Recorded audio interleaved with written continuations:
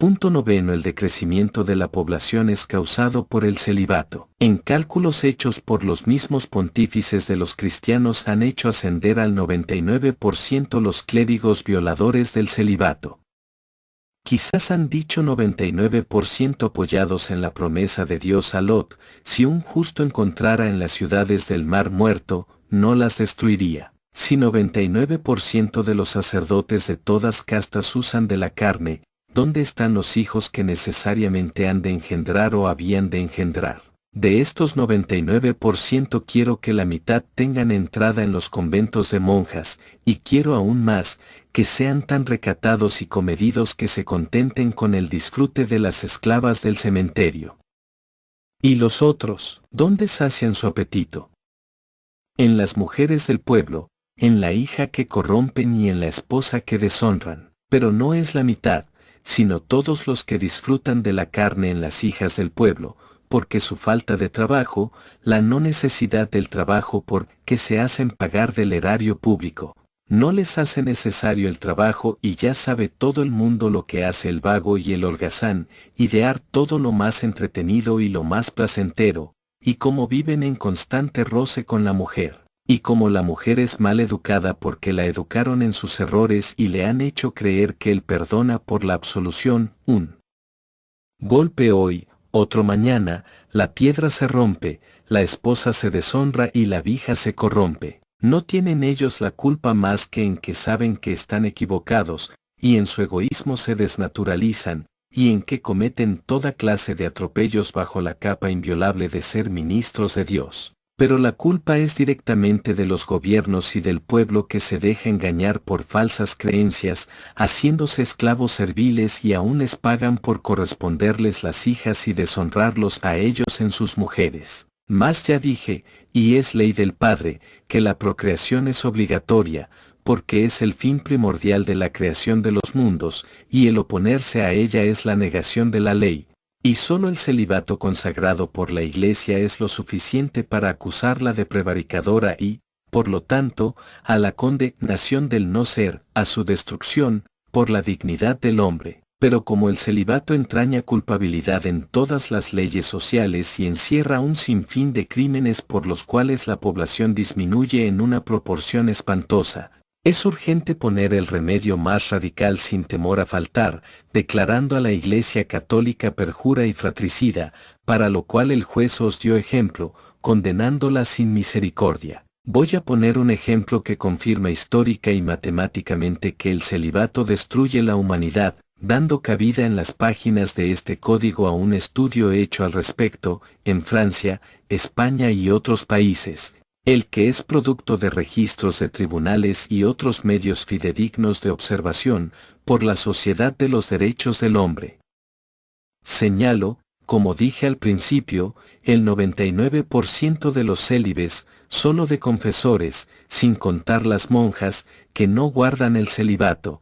Por indagaciones cautelosas, se comprobó que los sacerdotes jóvenes, en su primer año de confesores, habían conocido, carnalmente, una mujer por mes, y así 12 en el año. Se fue más adelante y se comprobó también, que aún había que añadir a ese número una nueva dama por año. De modo que, en 10 años, ha conocido cada sacerdote, carnalmente, 22 mujeres. Los confesores eran, por término medio, 49.500, y así son 1.078.000 mujeres cada 10 años que tienen comercio carnal con los célibes, y en 100 años 10.780.000 mujeres del pueblo deshonradas por los confesores. A este número hay que agregar las monjas, y resulta que apenas quedan mujeres que no tengan comercio carnal con los célibes. ¿Dónde están los hijos que necesariamente habían de nacer de estas uniones?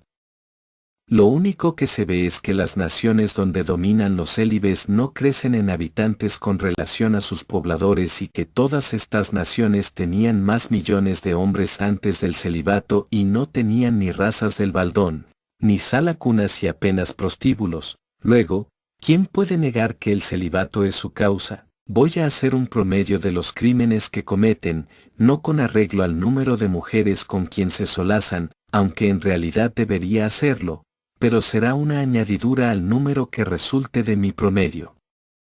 Son 50.000 confesores, y los no confesores, de órdenes menores y los legos de otras religiones y sociedades de educación como los hermanos de las escuelas cristianas, etcétera, etcétera, aunque sean más, haré números redondos, 100.000.